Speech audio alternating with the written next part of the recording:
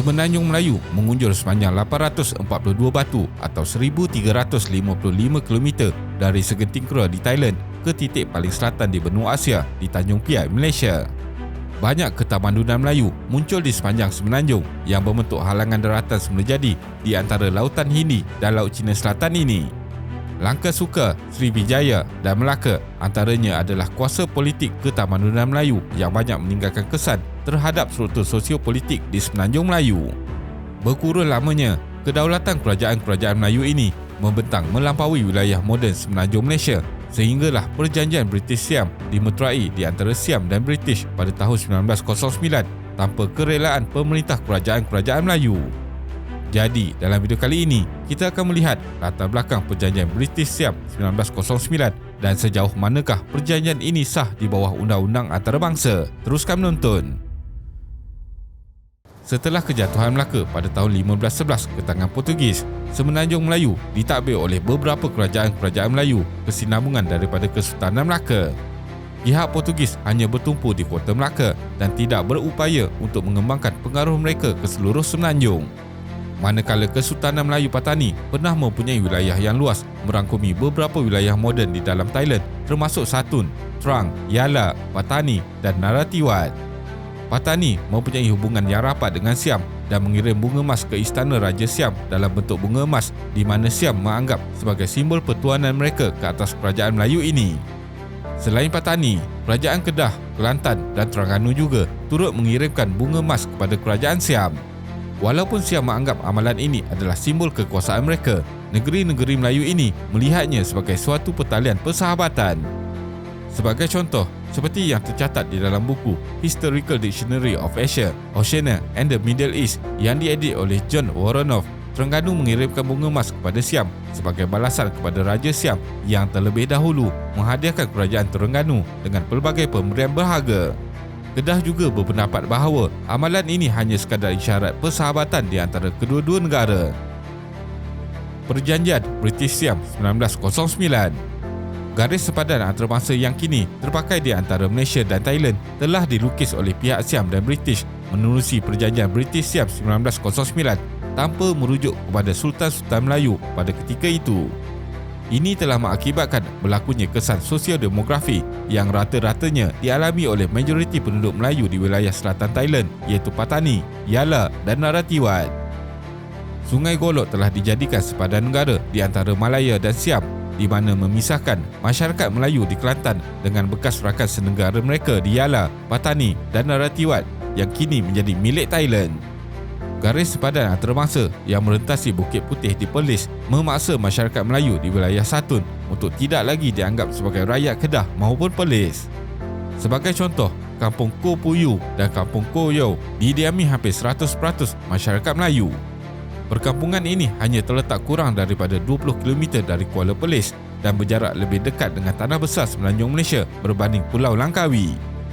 Masyarakat di sini bertutur dalam dialek Kedah, tetapi garis sepadan yang dilukis secara sesuka hati oleh British dan Siam ini telah menyaksikan orang-orang Melayu di sini tercerai daripada saudara-saudara mereka di Kedah dan Perlis.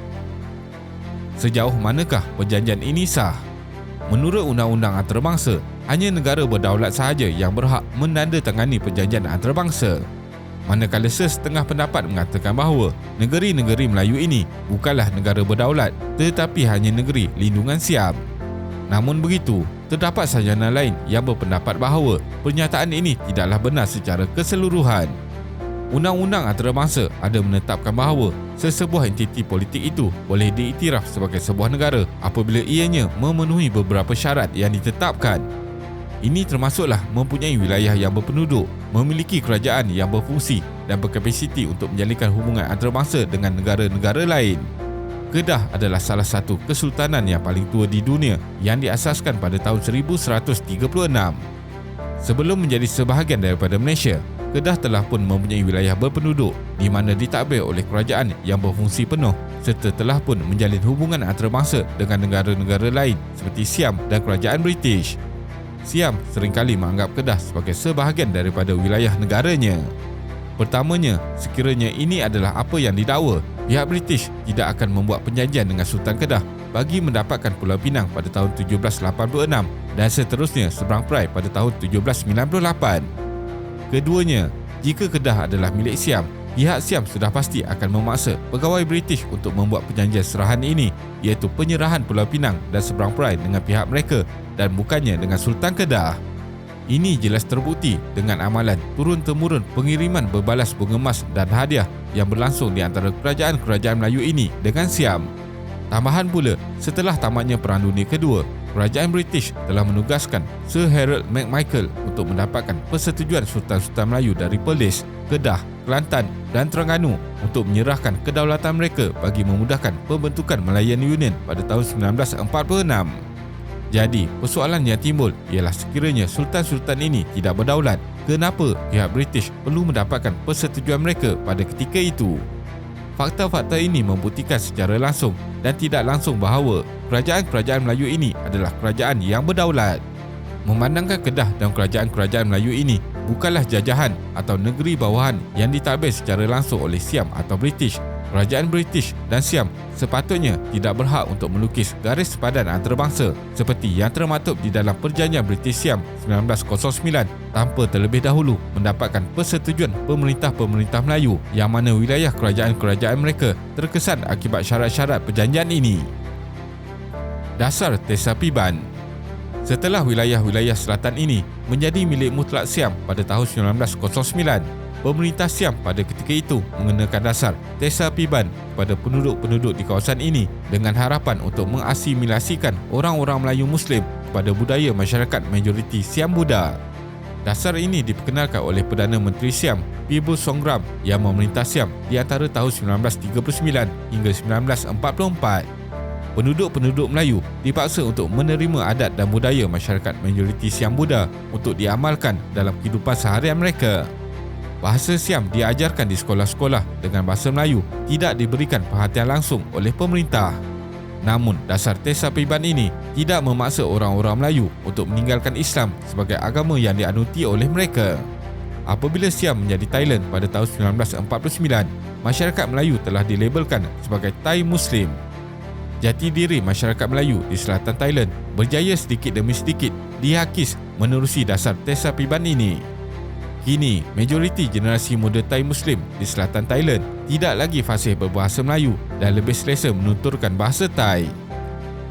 Masyarakat Melayu selatan Thai hari ini, walaupun rata-rata orang Melayu Thai di daerah Patani, Yala dan Naratiwat masih lagi boleh bertutur di dalam bahasa Melayu dan masih lagi mengakui yang mereka itu Melayu, tetapi berbeza dengan kebanyakan masyarakat Thai Muslim di wilayah-wilayah Satun, Trang dan Songkhla. Mereka tidak lagi boleh bertutur bahasa Melayu dengan baik walaupun mereka kelihatan seperti masyarakat Melayu Islam di Kedah atau Kelantan. Lebih menyedihkan, hanya 9.9% daripada masyarakat Islam Satun dan Trang yang mengaku mereka itu Melayu. Kesimpulannya, sempadan Malaysia-Thailand yang terbentuk pada hari ini bukanlah sempadan yang memisahkan wilayah sebenar orang-orang Melayu dan Siam. Sempadan ini telah dilukis melalui persetujuan pihak British selaku pelindung kerajaan-kerajaan Melayu dengan pemerintah Siam tanpa kerelaan Sultan-Sultan Melayu sendiri pada tahun 1909. Bertitik tolak dari peristiwa bersejarah ini, terpisahlah wilayah-wilayah Melayu di selatan Thailand dengan negeri-negeri serumpanya iaitu Kedah, Kelantan dan Terengganu. Wilayah Setul ditukar namanya kepada Satun, Singgora menjadi Songkhla, Terang menjadi Trang, Jala menjadi Yala dan Menara menjadi Naratiwat. Wilayah-wilayah ini kemudiannya menerima perpindahan orang-orang Siam yang agak ramai untuk menyeimbangkan populasi Melayu Muslim dengan Siam Buddha. Terima kasih kerana menonton dan jangan lupa subscribe. Jumpa lagi.